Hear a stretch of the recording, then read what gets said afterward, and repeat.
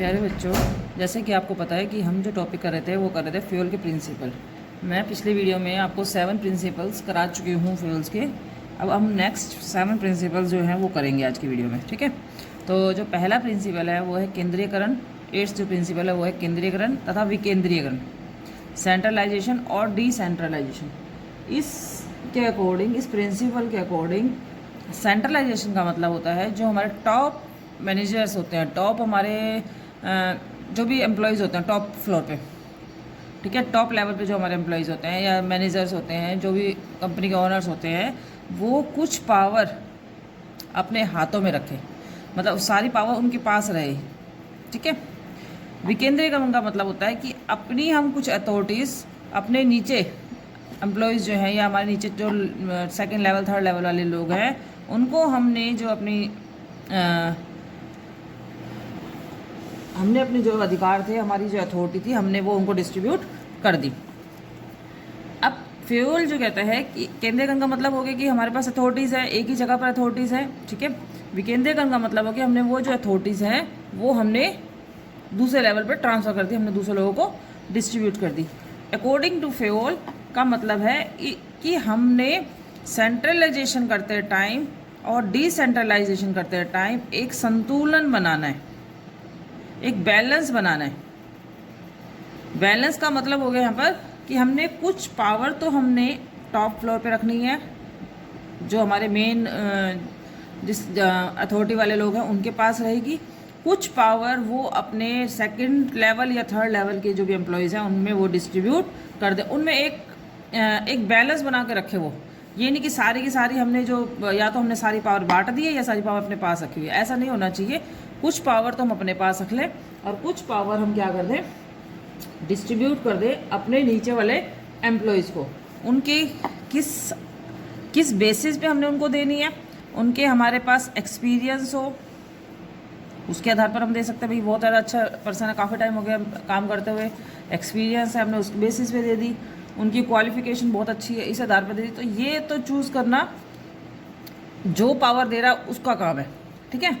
तो फिलहाल centralisation decentralisation का मतलब है अकॉर्डिंग टू फ्यूल कि हमने कुछ पावर, जो मेन पावर्स हैं वो तो हमने टॉप लेवल के मैनेजर्स हैं उनके पास रहेगी, और जो बाकी पावर्स हैं जिसको हम डिस्ट्रीब्यूट कर सकते हैं उसमें बैलेंस बनाते हुए हमने वो अपने अथॉरिटी, अपने जो सेकंड लेवल है या थर्ड लेवल है उसके जो एम्प्लॉयज़ हैं उनको भी हमने डिस्ट्रीब्यूट कर दी।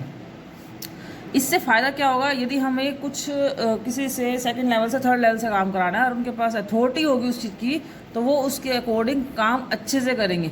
यदि हम खाली उनको हम जैसे कहते हैं, केवल हम उसको कह देंगे कि तुम्हें सिर्फ ये काम करना, ऑर्डर दे देंगे और उसको कोई अथॉरिटी नहीं देंगे, तो वो काम कैसे पूरा करेगा, काम होगा ही नहीं वो पूरा।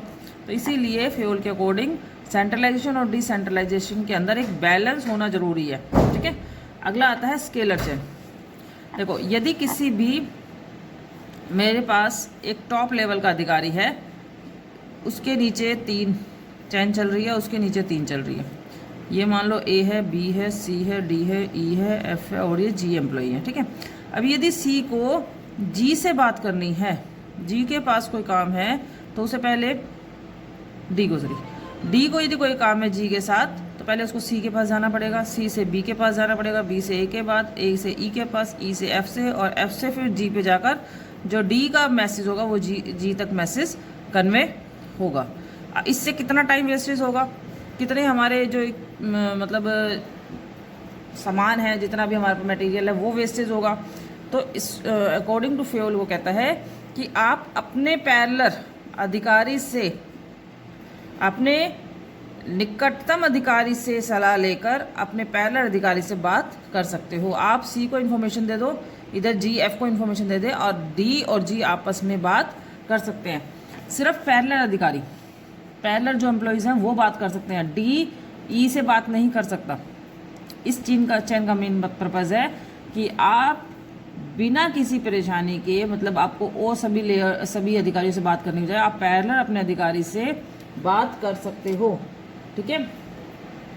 इस फ्यूल के अनुसार ये जो चेन है इसका बहुत, जैसे कहते हैं, बहुत टाइटली इसका मतलब पालन होना चाहिए।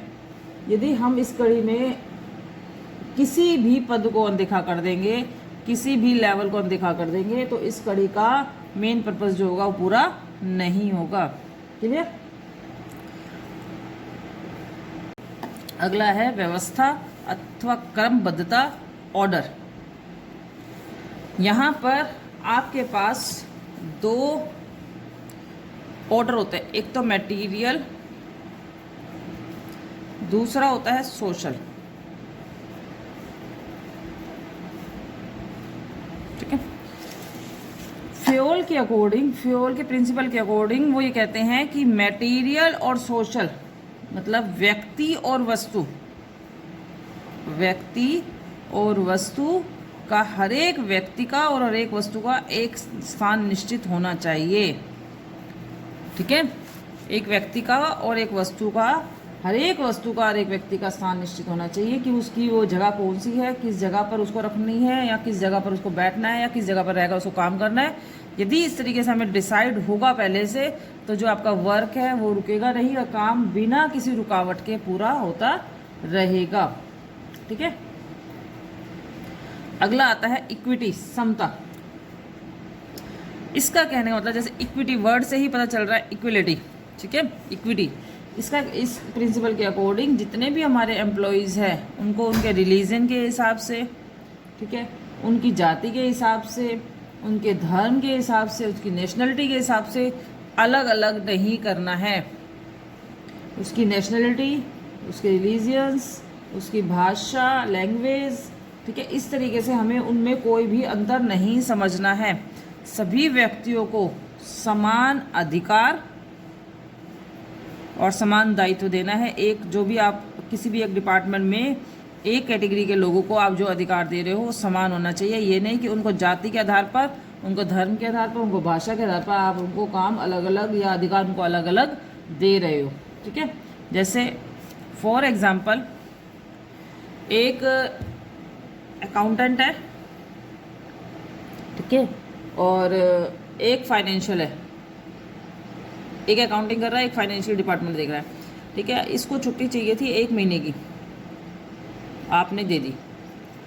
ठीक है? और फाइनेंशियल डिपार्टमेंट वाले को छुट्टी चाहिए थी, तो आपने उसको 1 ही हफ्ते की छुट्टी मंजूर करी, उसको 1 महीने की नहीं दी, वो बाय कोई भी रीज़न।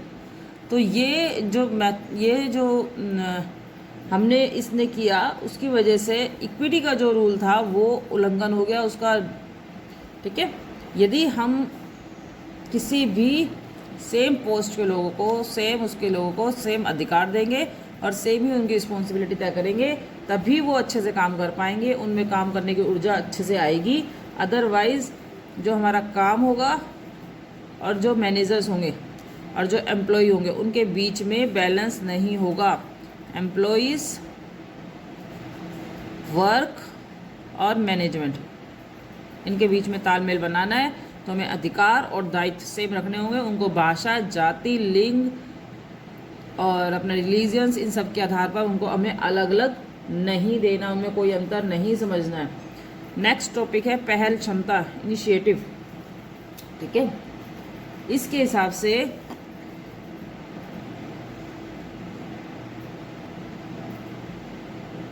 कर्मचारियों के कार्यकाल में स्थायित्व, स्टेबिलिटी ऑफ पर्सनल। इसका मतलब है कि हमें इस प्रिंसिपल के अकॉर्डिंग कर्मचारियों का जो कार्यकाल है, कर्मचारियों का जो वर्क टाइम है, वो हमें ज़्यादा से ज़्यादा रखना है। इसका मतलब, कहने का मतलब ये नहीं है कि हमें 8 घंटे से 12 घंटे काम लेना है।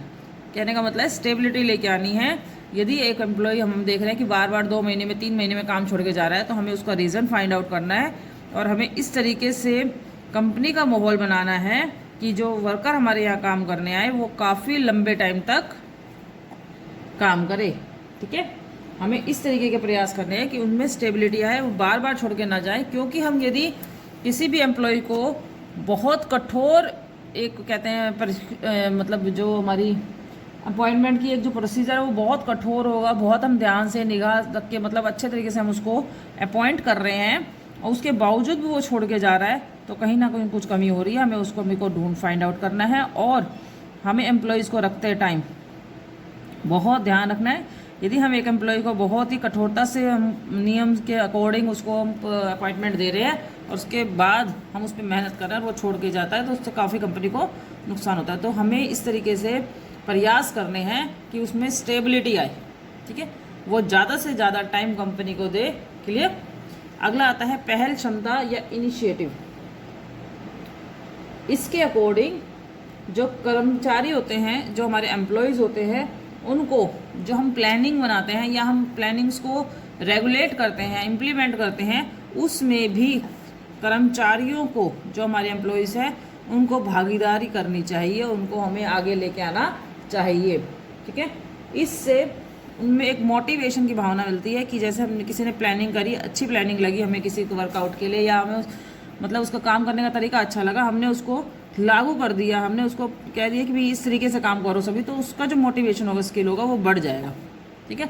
इससे हमारे कर्मचारियों की मोटिवेशन स्किल बढ़ेगा, तो हमारे जो काम का जो मतलब जो काम में जो प्रॉफिट आने वाला है वो बढ़ जाएगा, ठीक है।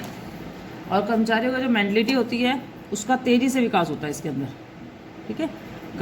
जो कर्मचारी होते हैं उनके अंदर जो अपनेपन की भावना होती है वो बढ़ जाती है, ठीक है, क्योंकि उन्हें लगेगा कि हम जो सोच रहे हैं, कंपनी हमारी बातों को गौर करती है और हमारी कंपनी को बातों को मानती भी है, तो इससे जो उनका अपनेपन की भावना है वो बढ़ेगी। अपनेपन की भावना बढ़ेगी तो उनका काम का जो स्तर है वो भी बढ़ जाएगा, काम वो दिल लगाकर कर पाएंगे।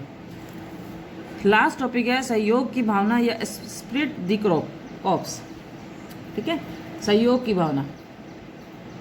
इसमें जो हमारे मैनेजर्स होते हैं, मैनेजमेंट्स के लोग जो होते हैं, उन्हें एम्प्लॉयमेंट की भावना को, जो एम्प्लॉय है उनको उनमें अपनेपन की भावना या समूह की भावना का विकास करना चाहिए। उनमें इस तरीके से भावना का विकास करें कि वो कोई भी काम करें तो ये ना सोचे कि ये काम मेरा है, वो ये सोचे कि हमारा ये काम है, मैं की जगह हम शब्द का प्रयोग कराए। फॉर एग्ज़ाम्पल, आपने 5 लोगों को मिलकर 150 शर्ट बनाने का टारगेट दिया, ठीक है। सबॉर्डिनेट ने 150 शर्ट को 30 शर्ट में डिवाइड कर दिया कि हर एक एम्प्लॉय को 30 शर्ट बनानी है। इनमें से एक एम्प्लॉय काम नहीं कर पा रहा, कोई भी वजह हो सकती है, उसको प्रॉब्लम हो सकती है, कोई फिजिकली प्रॉब्लम हो सकती है, कोई उसके अंदर हॉस्पिटलाइजेशन की कोई प्रॉब्लम, कोई भी प्रॉब्लम है जिसकी वजह से वो 30 शर्ट नहीं बना पा रहा। तो अब बाकी जो 4 एम्प्लॉयज़ हैं, यदि वो ये सोचेंगे कि नहीं हमें तो अपना अपना काम पूरा करना है, तो उससे इसका टारगेट पूरा नहीं होगा। जो कंपनी ने इनको 150 शर्ट का टारगेट दिया वो पूरा नहीं होगा। दूसरा, वो एक एम्प्लॉय को नेगलेक्ट कर रहे हैं, वो भी होगा। यहाँ पर सबॉर्डिनेट का काम है कि वो इन चारों को इसकी मदद करने के लिए प्रोत्साहित करे। इसमें इन सबको ये समझाए कि 150 शर्ट का जो काम है वो हमारा है, ठीक है, वो हमारा है, तो उससे ये काम इफ़ेक्टिवली पूरा होगा और वो 150 शर्ट मिलके ये चारों लोग आराम से इजीली बना पाएंगे। क्लियर। यदि जो सबॉर्डिनेट है या मैनेजर्स है वो मैं की जगह पर हम की भावना कर्मचारियों में विकसित कर दे, तो उससे वो जो उनका अपना टारगेट है वो जल्दी अचीव होगा और बिना किसी परेशानी के होगा। और इससे कर्मचारियों में जो अपनी सहयोग की भावना होती है वो बढ़ जाएगी और हम आपस में एकजुट होकर काम कर पाएंगे, समूह में काम करने की शक्ति बढ़ जाएगी, ठीक है।